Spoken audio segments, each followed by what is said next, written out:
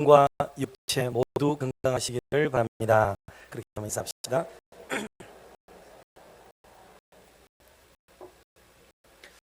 하나님의 은혜 속에 한 주간 동안 미얀마 선교 여행을 은혜 중에 잘 다녀왔습니다. 아시다시피 그쪽은 깨끗해요.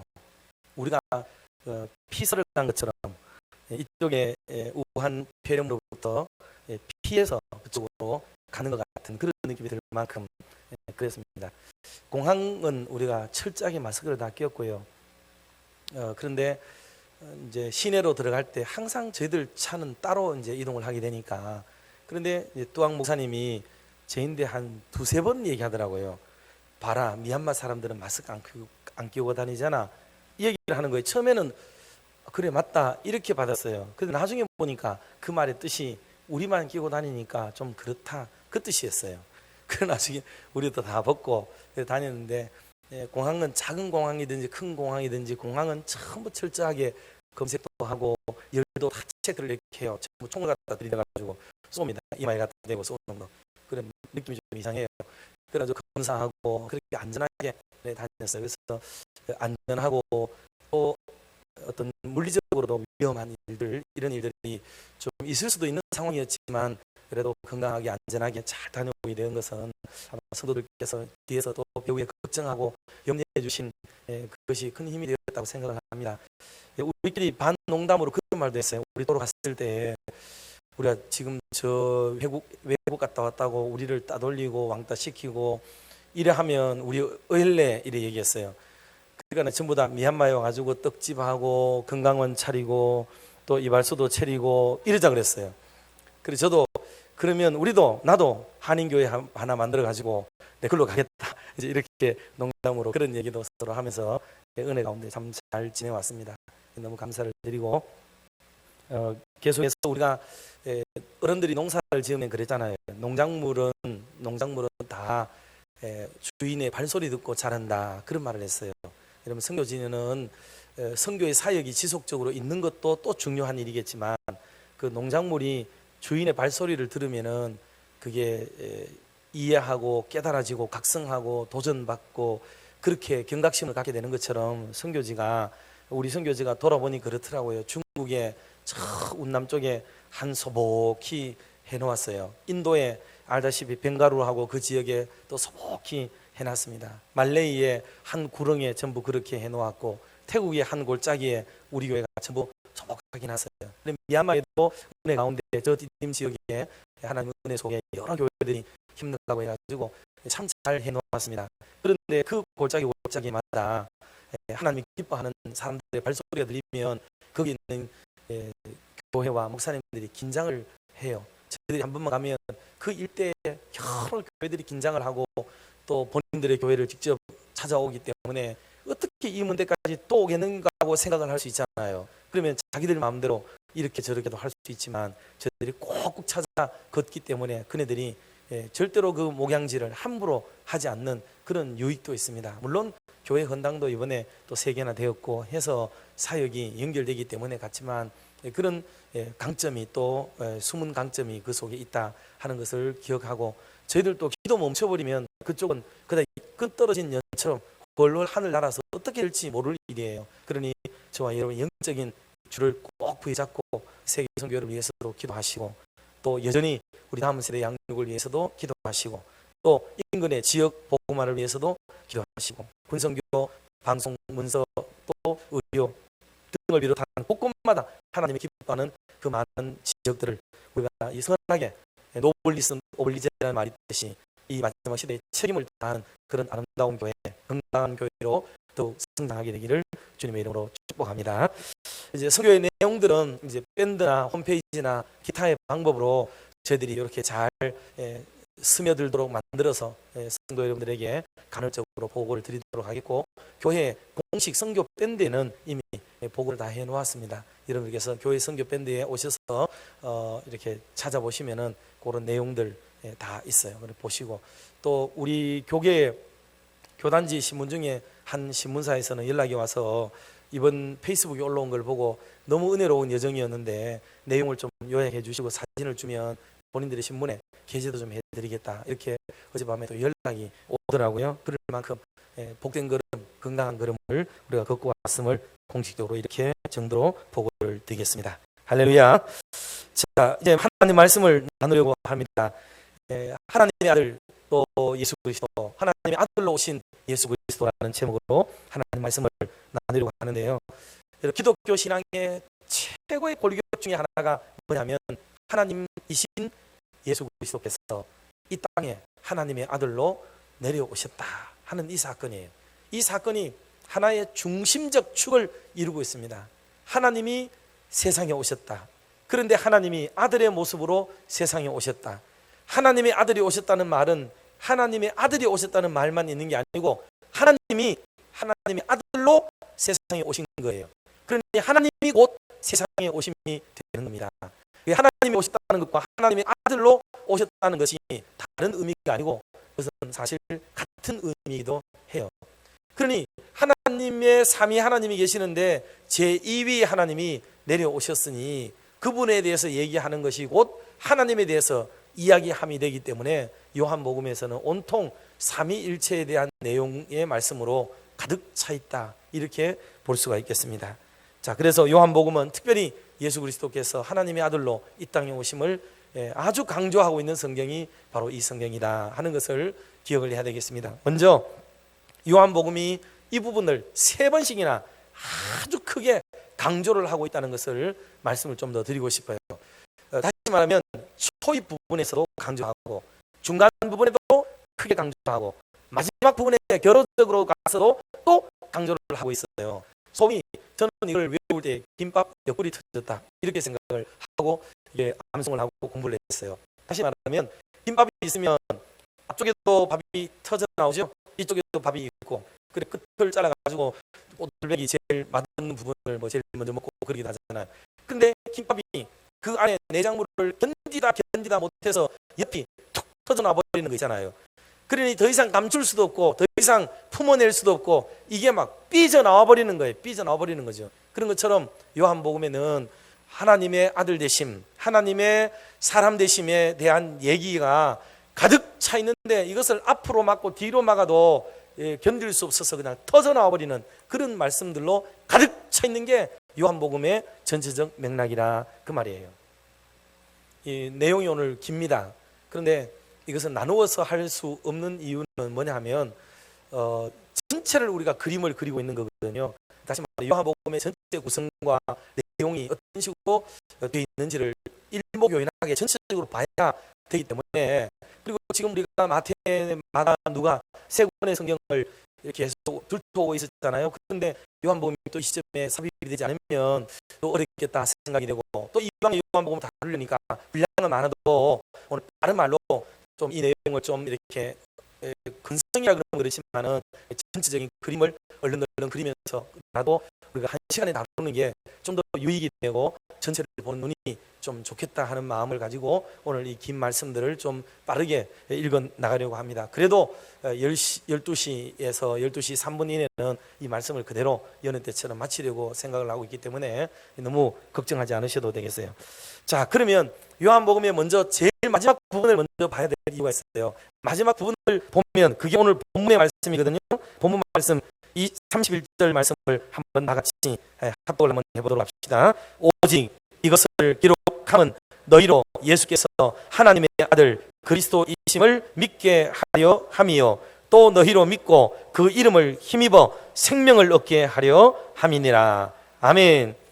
요한복음을 기록한 목적을 마지막 부분에 가서 결어로 얘기를 해놓았어요. 그것은 예수님이 하나님의 아들이라는 것, 이거를 믿도록 하기 위해서이고, 또 그를 믿음으로 말미암아 우리에게 영생 또는 생명을 주도록 하기 위한 이 두 가지의 큰 목적을 가지고 요한복음을 기록했다, 이렇게 명시적으로 기록해 놓았다 이 말이에요. 그러니 이쯤에서 우리가 다시 돌아볼 것은 마태복음에서는 예수님을 뭐로 그려놨다 그랬죠? 어떻게 오신 예수님? 왕으로 오신 예수님, 왕으로 오신 예수님을 그랬어요. 마가복음에는 뭘로 오신 예수님이라고 했어요? 종으로 오신 예수 그리스도를 그랬죠. 누가복음에서는요, 사람의 모습으로 혹은 인자의 모습으로, 사람의 모습으로 오신 예수님을 그렸다고 그랬어요. 그런데 요한복음은 무엇에 대해서 얘기한다고요? 하나님의 아들, 그리고 혹은 하나님을 얘기하고 있는 거예요, 이게. 그러니 요한복음의 영광은 이루 말할 수가 없는 거죠. 이것을 오늘 본문이 쭉 얘기를 하고 있습니다. 그러니 하나님의 아들이신 예수 그리스도가 오셔서 우리에게 생명을 주시겠다는 약속을 하고 계세요. 마태복음에서는 왕권을 가지고 내가 내 백성 찾으러 왔다, 내가 내 백성 보호하겠다, 이런 칼라로 얘기를 하고 있단 말이에요. 그런데 요한복음에서는 실질적으로 그 사람이, 한 사람이 생명을 얻으려면 어떻게 해야 되느냐, 그거는 예수 그리스도를 믿음으로만 가능하다. 이 생명에 대한 근원, 그것을 정확하게 꼬집고 있는 게 요한복음이에요. 다른 성경은 그 우리의 구원자 되시는 분이 어떤 모습을 보이고 계시느냐 하고 종으로서의 사역의 면모를 보이는 게 마가복음이고, 사람의 아들로 인간미 있는 모습, 그런 예수님이, 그 높으신 예수님이 나타나셔서 사람이 되셔서 섬기고 계시는 그 인간미 있는 예수님의 모습을 그리고 있다면, 요한복음에서는 이 예수 그리스도를 믿음으로만 구원을 얻을 수 있다는 이 구원의 방법론을 아주 철저하게 가르쳐주고 있는 것이 요한복음이기 때문에, 요한복음을 배제해버리면 기독교 복음의 핵심과 진수가 사라져버린다, 이렇게 말할 수 있을 만큼 요한복음은 중요한 복음이에요. 이걸 우리가 그렇게 잘 받아들여야만 되는 겁니다. 그러니 요한복음에서 제일 강조돼야 되는 말은 무슨 말이냐면 믿음이에요. 믿음이 98번이나 반복해서 나올 정도로 이 믿음을 강조하고 있는 거죠. 그 아들 예수 그리스도를 믿고, 그를 보내신 자 하나님을 믿고, 그와 함께 사역하시는 성령 하나님을 믿고, 이 믿는 얘기들로 가득 차 있는 거죠. 믿는 얘기. 그래 알아야 될 것은 결코 이거는 믿음을 강조하고 있는 게 아니고 믿는 행위를 강조하는 거예요. 믿는 행위. 이런 믿음을 보유하고 있다. 영어로 말하면 제가 발음이 좀 좋지 않습니다만은, 이게 제가 얘기하니까 얼굴이냐고 그러더라고요. 페이스는 얼굴이긴 한데 제 나름대로는 좀 굴렸어요, 이게요. 페이스. 그래서 이게 믿음이라는 걸 아무리 강조해도 믿음을 보유하고 있다는 게 의미가 뭐냐는 거죠. 믿음의 의미는 없어요. believe, 믿는 행위, 믿음의 동사, 이거에 중요하다는 걸 강조하는 게 복음서의 패턴이에요. 특별히 요한복음은 믿음의 행위를 강조하지, 믿음을 얼마나 큰 믿음을 가지고 있느냐, 얼마나 내가 믿음을 많이 가지고 있느냐, 이런 얘기를 하고 싶은 게 아니에요. 작은 믿음일지라도 행위. 믿음은 순종이에요. 순종. 요한복음에서 말하는 믿음은 믿음 이퀄 순종이에요. 순종 이퀄 믿음. 이거를 강조하고 있는 게 요한복음의 핵심이다 하는 것을 기억하시면 되겠어요. 자, 그래서 요한복음에는 예수님의 신성을 강조해야 되기 때문에 예수님의 인성과 강조된 것들은 다 배제됐어요. 다시 말해 공간복음에서 사용되는 여러 예수님의, 예를 들어서 예수님의 족보 이야기라든지 예수님의 탄생 이야기라든지 소년 시절의 얘기라든지 광야에서 시험받은 얘기라든지 변화산에서 변화되는 사건이라든지 제자들을 삼는 얘기라든지 여러 비유라든지 승천하는 사실, 이런 말씀이라든지 이런 내용이 일체 요한복음에는 거론되지 않습니다. 이거는 전부 다른 각도에서 쓰여진 성경이기 때문에 요한복음에는 오직 요한복음이 강조하고자 하는 내용만 쓰여 있는 거예요. 그래서 다른 복음서에 없는 요한복음에만 있는 특징점 중에 하나가 뭐냐면 창조주 혹은 창조자 또는 독생자, 하나님의 어린 양, 이런 표현들만 딱 나오는 거예요.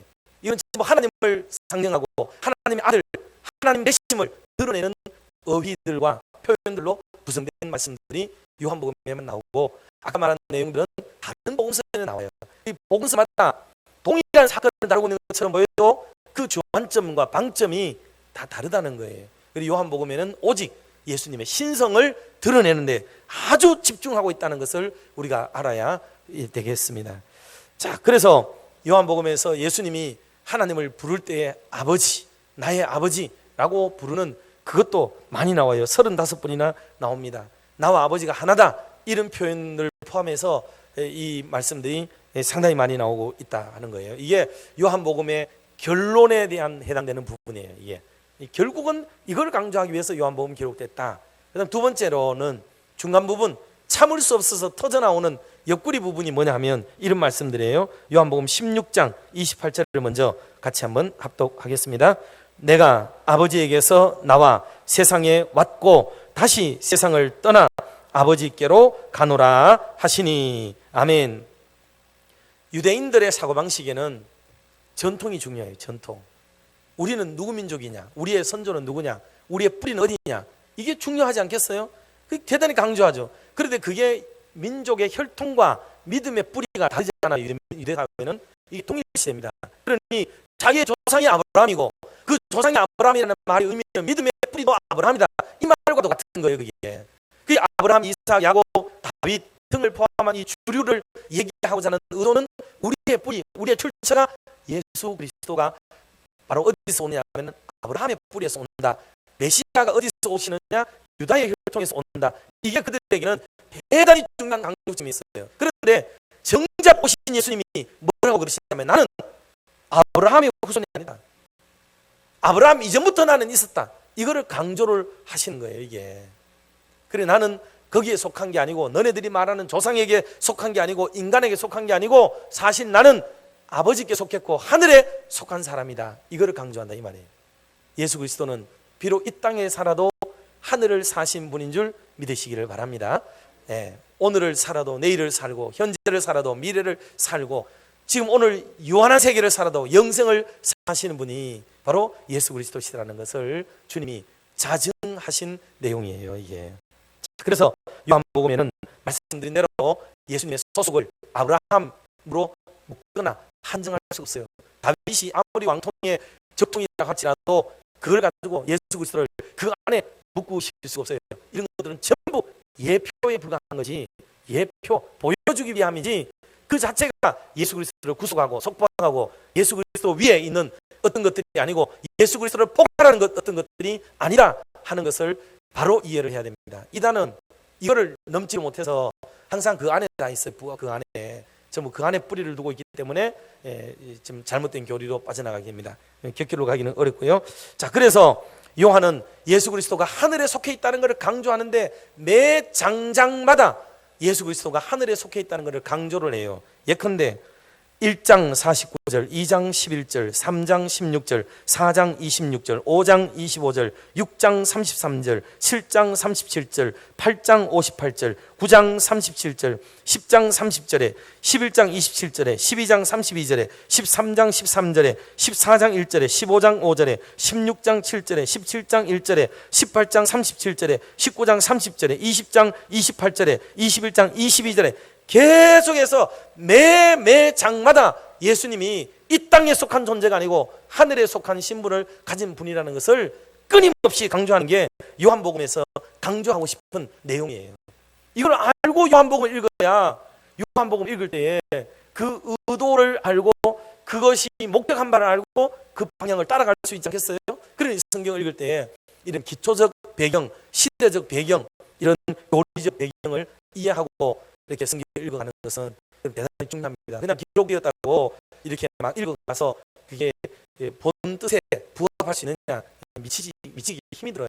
어렵습니다. 자, 그래서 요한복음은 믿음을 중요한 메시지 중에 하나로 증거하고 있어요. 그래서 특별히 구원과 관계되거나 영생과 관계된 말씀을 할 때마다 사용되는 어법이 뭐냐면 아멘 아멘 하고 두 번 얘기하는 거예요. 이 아멘, 겹 아멘을 하고 이중 아멘, 중첩 아멘을 부르짖어서 그 말의 진실성을 더 드러내기도 하고, 그리고 우리가 해야 될, 믿어야 될 부분이라면 그 믿음을 더 강조를 해서 아멘 아멘 이렇게 하게 만드는 거죠.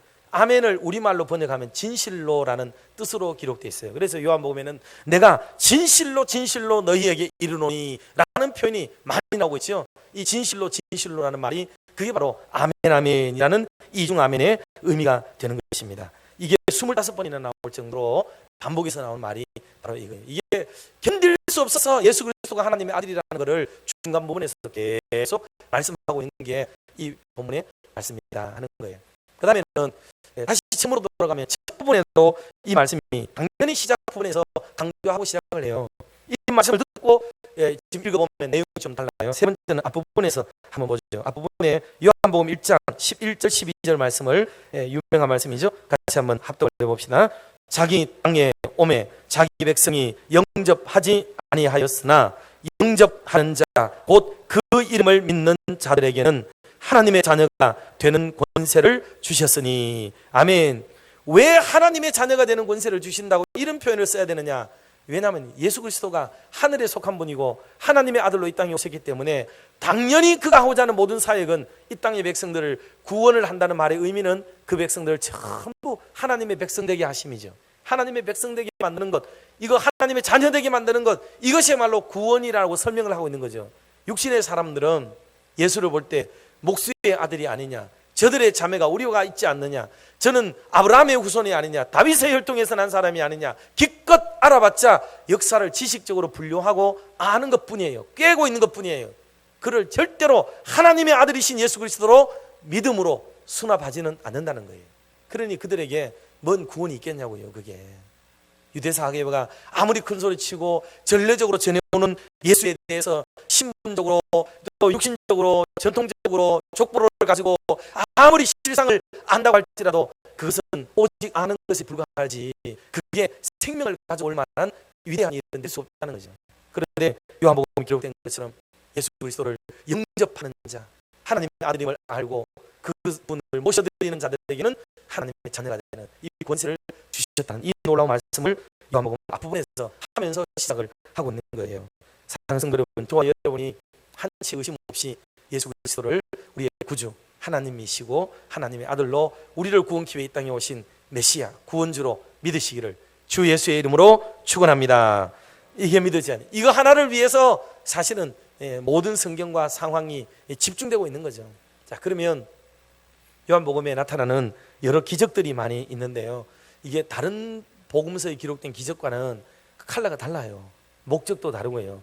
우리가 볼 때는 기적이 여도 있고 저도 있고 비슷하다, 병영구절이라고 해가지고 뭐 학문적으로 이렇게도 배우지만 요한복음에서 말하고자 하는 이게 기적이라는 그 패턴, 방향성과 다른 성경에 쓰여진 기적의 내용은 의미도 완전히 달라요. 그 뜻이 당연히 이 요한복음에는 하나님의 신성, 예수 그리스도의 신성을 드러내는 일에 사용하기 위해서 이 기적이 등장을 하게 되는 거죠. 오늘 마지막 부분에 읽어보면 이 기적이, 베푼 기적이 너무나도 많대요. 엄청나게 많은데 요한이 왜 7가지만 기억했느냐 하면 그 7가지를 통해 목적한 바가 있었기 때문이라고 얘기를 했잖아요. 하나님의 아들 되심을 드러내기 위해서, 그리고 그 아들을 믿고 영생을 얻도록 하기 위해서 내가 이렇게 기록했다고 오늘 본문의 말씀을 딱 했지요. 그런 것처럼 이 기적 말씀드릴 7가지도 그런 것에 속해요. 자, 첫 번째로 무슨 기적을 했느냐 하면 물로 포도주를 만든 사건이 기록됩니다.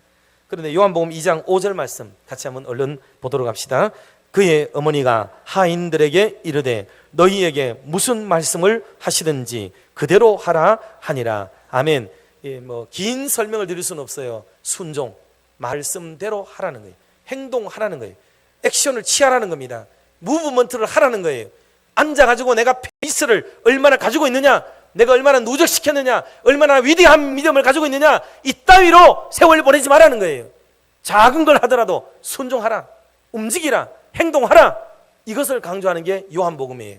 요한복음에서 말하는 구원이 오는 것은 아무것도 하지 않은 것이 아니라 작은 것 하나라도 행동하고 움직이려고 하는 그 동사적 의미의 뜻이 있다는 것을 보여주는 말씀이 바로 그 말씀이에요. 자, 두 번째로 왕의 신하의 아들을 살려주고 고쳐준 그 사건이 나오죠. 요한복음 4장 50절 말씀인데 같이 한번 합독합시다. 예수께서 이르시되 가라, 내 믿음 아들이 살아있다 하시니 그 사람이 예수께서 하신 말씀을 믿고 가더니. 아멘. 행동하는 거예요. 믿고 가는 겁니다. 그 살았나 안 살았나 앉아가지고 그 쪼개고 앉아있을 시간이 없어요. 내 믿음을 확인하는 게 아니고 믿음은 액션이에요. 행동하는 동안에 그 믿음이 되느냐 안 되느냐를 가늠하고 보여주는 내용으로 드러나고 있는 거죠. 죽을 아들을 살려주는 것도 신성이에요. 예수 그리스도의 신성을 드러내는 사건. 자, 그 다음에 세 번째, 베데스다 목가의 중풍병자를 고쳐준 사건이 나오죠. 요한복음 5장 8절에서 9절 말씀 같이 한번 합독합시다. 예수께서 이르시되 일어나 내 자리를 들고 걸어가라 하시니 그 사람이 곧 나아서 자리를 들고 걸어가니라. 이날은 안식일이니. 아멘. 이날은 안식일인데 안식일이 더 중요할까요? 병 고치는 게 중요할까요? 안식일이 중요하죠. 그 사람들에게는, 유대인들에게는 안식일이 더 중요하고, 우리가 볼 때는 그런 제도와 시스템이 뭐 중요하냐, 사람 생명 살리는 게 더 중요하지, 이 우리의 인식은 그렇게 돼 있어요. 말한 대로. 그러나 유대 사회에서는 이게 깨트려지지 않는 고정관념이에요. 그래서 그것을 뛰어넘는 것, 제도와 시스템과 규제와 이런 데 매여 가지고 뭐 하나 결정하면 꼼짝달싹 못하는 거예요. 참 안타까운 일이죠. 제도는 그렇게 허술하게 되는 겁니다. 제도가 완벽한 게 아니에요. 그렇게 하기로 결정해버리면 그것 때문에 다가오는 피해는 고스란히 그들 스스로의 몫이 되고 마는 거예요.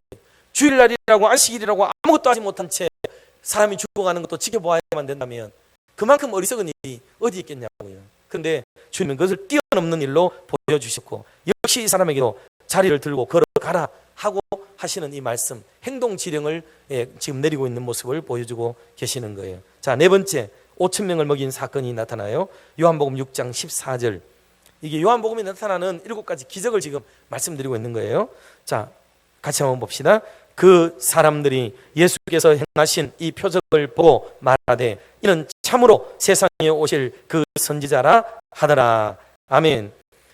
요한복음에 기록된 표적, 기적이라는 이 단어를 원어에서는 뭐라고 쓰느냐 하면 세메이온이라고 말을 썼어요. 세메이온. 이 세메이온이라는 말은 일반적인 기적을 말하는 게 아니에요. 그리스어에서의 이 세메이온이라는 단어는 어떤 뜻이냐면 예수 그리스도의 신성을 부각시킬 때 쓰는 단어예요.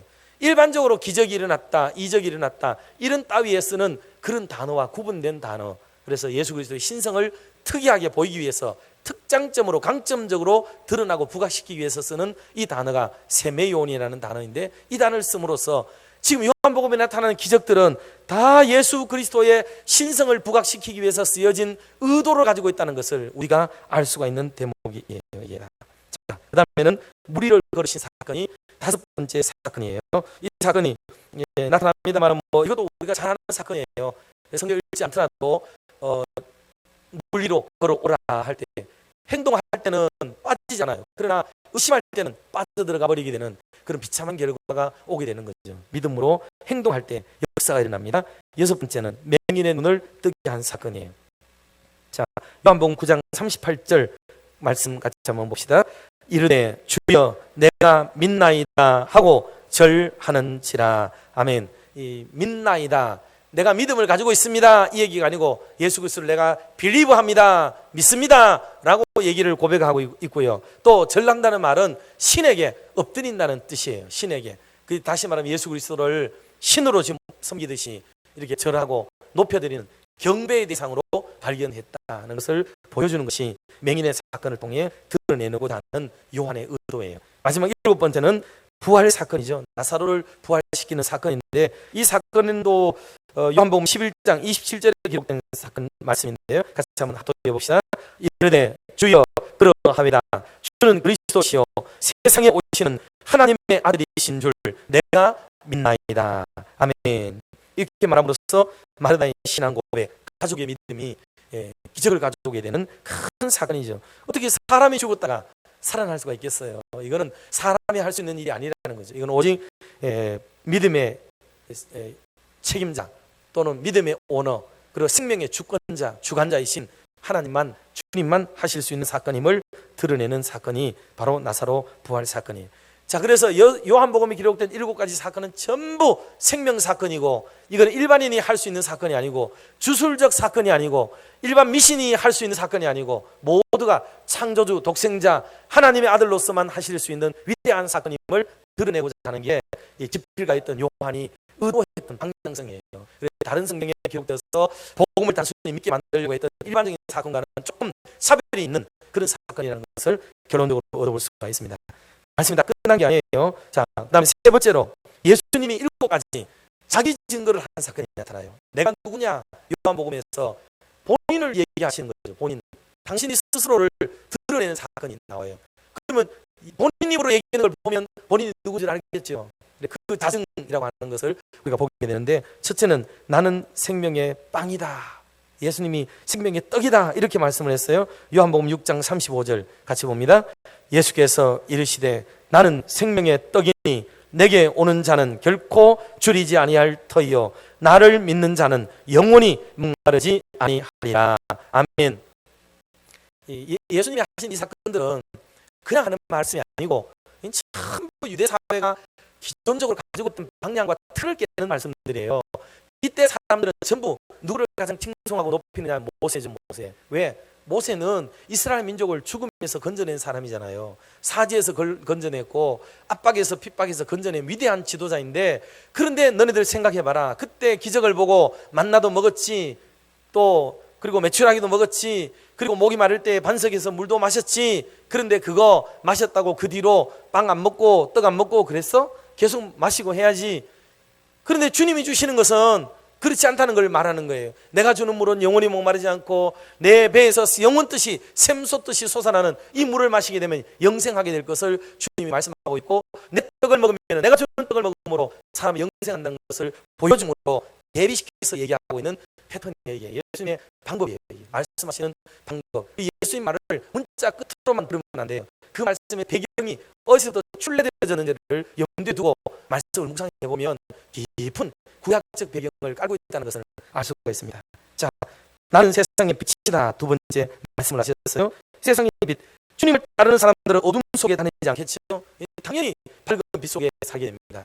많은 사람들이 어둠 속에, 예수 없는 사람이 어둠에 지나게 된다는 거예요. 요한복음 8장 12절 말씀 같이 봅니다. 예수께서 또 말씀하여 이르시되 나는 세상의 빛이니 나를 따르는 자는 어둠에 다니지 아니하고 생명의 빛을 얻으리라. 아멘. 여기도 따르는 자입니다. 예수님께 속한 자라는 표현을 요한복음에서는 이렇게 쓰지 않았어요. 이거는 지금도 여전히 주님을 따라가고 있는 그 사람이 빛된 삶을 누리게 되는 거지, 내가 예수님께 한번 이제 입학하고 그 안에 그냥 등록해 놓았으니까 그 뒤로는 어떤 행동, 믿음의 행동을 취하지 않아도 괜찮다, 이런 뜻으로 쓰여진 단어가 아니에요. 이거는 지속적으로 계속 주님을 따라가는 사람이 밝은 빛 속에 거하게 됨을 말씀하고 있는 거예요. 자, 그 다음에 세 번째는 아브라함이 있기 전부터 내가 있었다. 아까도 설명을 드렸죠. 아브라함은 믿음의 조상이에요. 이스라엘 민족의 시발점입니다. 예수님의 족보를 다룰 때도 아브라함부터 다윗까지, 다윗부터 예수 그리스도까지 14대 계속 이어가는 이런 패턴을 보이듯이 아브라함은 그들에게 인생에서 획을 긋는 인물이 아브라함이에요. 그러니까 아브라함 안에 모든 사람이 뛰어나는 것이고 모든 믿음의 시발점이 아브라함이기 때문에 아브라함만큼 위대한 사람이 없다는 거죠. 그런데 그보다 먼저 있은 사람이 나는 그 이보다도 먼저 있는 사람이야. 이 얘기를 주님이 하시는 거예요. 그 예수님이 얼마나 선제적인 분이시고 그리고 아브라함을 능가하는 분이신지를 보여주는 거죠. 이 히브리서에 가면은 모세와 예수 그리스도에 대한 비교를요 적나라하게 다 해놨습니다. 주일 새벽에 오셨던 분들은 다 배우셨는데 이게 대단히 중요한 부분들이에요. 이게 자, 그다음에 요한복음 10장 11절 말씀으로 58절 됐습니다. 나는 선한 목자다 그랬죠. 선한 목자. 요한복음 10장 11절 말씀 같이 한번 합독합니다. 나는 선한 목자라. 선한 목자는 양들을 위하여 목숨을 버리거니와. 아멘. 하나님이 스스로 이 땅에 오셨고 그리고 양들을 위해 생명을 버리신 사건을 말씀합니다. 세상에 어떤 지도자가 사람이 사람을 위해서 죽을 수가 있겠어요? 없죠.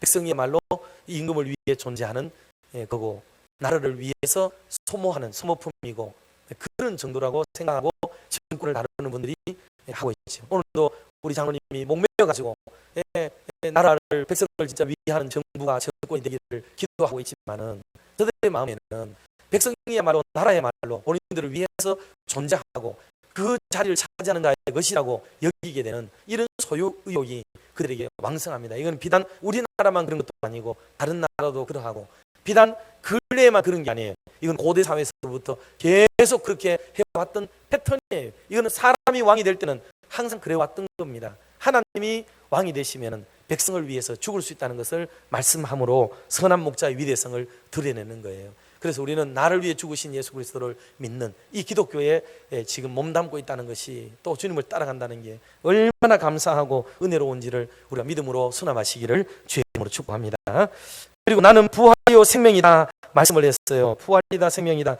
이 역시 아까 말씀드렸듯이 어떻게 사람이 죽었다가 살아날 수 있냐고요. 요한복음 11장 25절 말씀 같이 봅니다. 예수께서 이르시되 나는 부활이요 생명이니 나를 믿는 자는 죽어도 살겠고. 아멘. 주 안에 있는 자의 죽음이 복된 이유는 그것은 다른 어떤 것보다도 다 이유가 있겠지만 무엇보다도 죽음은 더 이상 죽음이 아니라는 거예요. 죽음이라는 단어가 원어에 되게 재미있어요. 그게 뭐냐면 장례식에 오신 분들은 한 번씩 들으셨겠지만은 죽음이라는 단어는 모든 게 끝났다는 단어로 쓰여지는 게 아니에요. 이거는 하나님이 잠재웠다는 뜻이에요. 나사로에게도 마찬가지고 죽었습니다 그럴 때 죽었다는 말이 잠재웠다는 거예요. 의도적으로 하나님이 그 사람을 지금 잠재우신 사건이, 그게 바로 죽었다는 단어로 쓰는 기독교 용어의 의미, 원어의 뜻이에요. 참 하나님이 잠재워 놓으신 거죠. 그냥 잔다라고 그랬기 때문에 자고 있는 게 아니고 이미 죽었다는 말 속에 이미 재우고 있다. 의도적으로 하나님이 기획하고 계시다, 목적하고 계시다, 이런 뜻이 담겨 있는 단어예요. 반드시 깨울 날이 있다는 거죠. 깨울 요량이 있기 때문에 재웠다는 겁니다. 하나님이. 그것을 우리가 기억을 하시고 우리가 주님을 신앙하기를 주의 이름으로 축복합니다. 여섯 번째, 나는 길이요 진리요 생명이다 말씀을 하시고 다른 길 허용하지 않습니다. 요한복음 14장 6절 같이 봅니다. 예수께서 이르시되 내가 곧 길이요 진리요 생명이니 나로 말미암지 않고는 아버지께로 올 자가 없느니라. 아멘. 이 말의 의미는 내가 얼마나 위대한가만 얘기하는 게 아니에요. 우리의 삶의 목적지가 어디여야 된다고요? 아버지라는 거예요. 아버지께로 가야 된다. 그게 우리가 사는 길이라는 거죠. 그리고 그 가는 방법을 내가 알고 있다. 나를 통해 갈 수 있다. 이거를 지금 말씀하고 있는 내용이에요. 그러니 우리가 하나님을 믿고 신앙한다는 것, 주님을 따라간다는 의미가 무엇인지를 아주 정확하게 보여주고 있는 요한복음의 강조점이에요. 자, 일곱 번째, 나는 참 포도나무다 말씀했죠. 요한복음 15장 1절 봅니다. 나는 참 포도나무요 내 아버지는 농부라. 아멘. 저와 여러분은 가지인 줄로 믿습니다.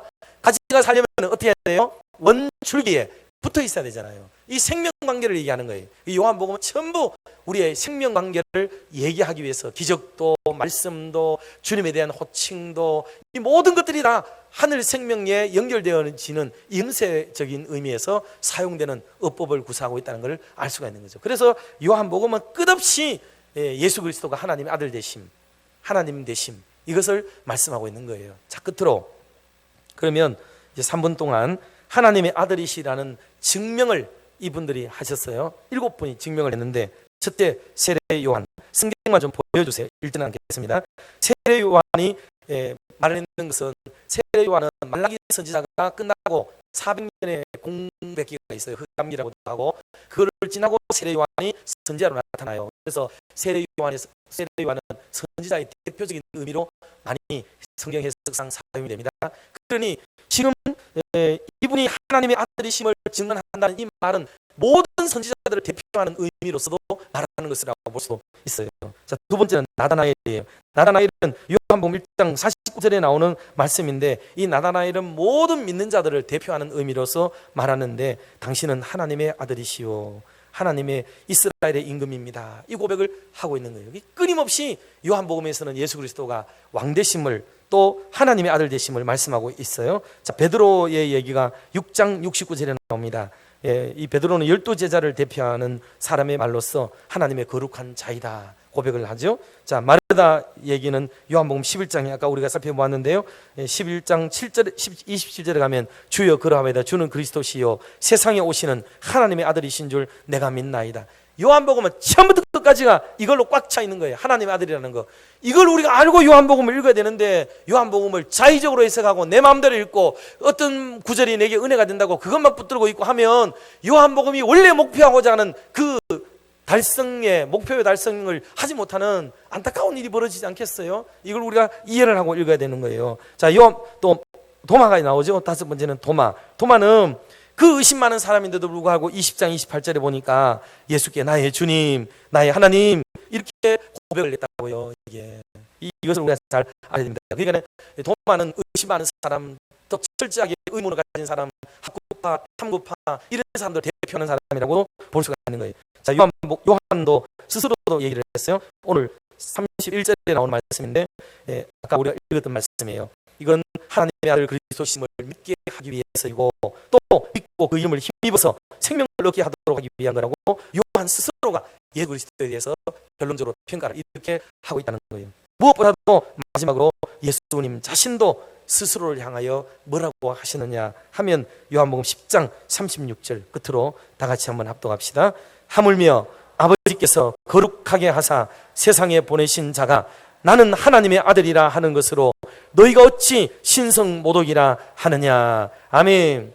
하나님 아버지가 나를 보내서 내가 이런 말을 하는데 왜 너희들이 내가 이 말 했다고 그래? 너희들이 잘못된 거지. 지금 주님이 그렇게 항의를 하시는 내용을 볼 수가 있습니다. 사는 성도 여러분, 요한복음 또 마태, 마가, 누가, 요한복음 이 공간복음을 지나고 사복음서에 대한 전체적인 계략을 우리가 잘 이해를 하고 들으셔서 요한 복음서가 다 그것이라는 생각만 갖지 마시고 특장점을 잘 이해해서 성경을 읽게 되면 또 다른 은혜, 하나님 주신 은혜를 우리가 경험하게 됩니다. 더 성경을 많이 가까이 하시고 주 예수 그리스도를 구주로 믿는 멋있는 믿음의 삶을 지속적으로 살아가는 저와 여러분 되시기를 주님의 이름으로 축복합니다.